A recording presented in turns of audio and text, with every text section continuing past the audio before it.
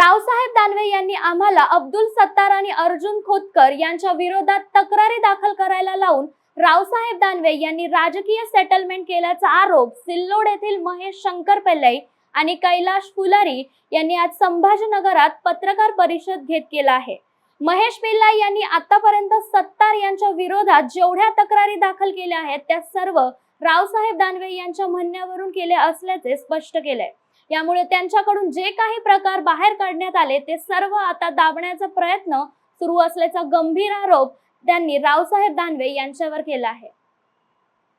देवेंद्र फडणवीस साहेबांना गृहमंत्री ते आहे, फाईल त्यांच्यासमोर पडलेली आहे, त्यांना 2 महिन्याच्या आत या प्रकरणावर निर्णय घेऊन कारवाई करा असं त्याच्यात आदेश झालेले।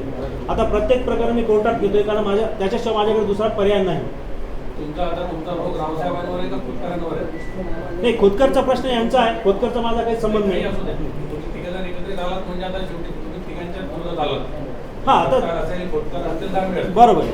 आता तुम्हाला हे करण्यासाठी तुम्ही स्वतः आल्या की तुम्हाला खोतकरने सांगितले का सत्तारने सांगितले का रावसाहेबांच्या विरोधात सांगितलं की कल्याणकाळीने सांगितलं? अच्छा, कसं आहे आता इलेक्शन लागलेले आणि कसं माहितीये का, बरोबर आहे, आम्ही ही वेळ का निवडली की सध्या जी परिस्थिती आहे ही लोकांसमोर यावी आणि लोकांमध्ये सुद्धा जागरूकता निर्माण व्हावी आणि अशा गोष्टी घडतायत पडद्यामागे हे लोकांना माहिती व्हावं, हा त्याचा मागचा उद्देश आहे।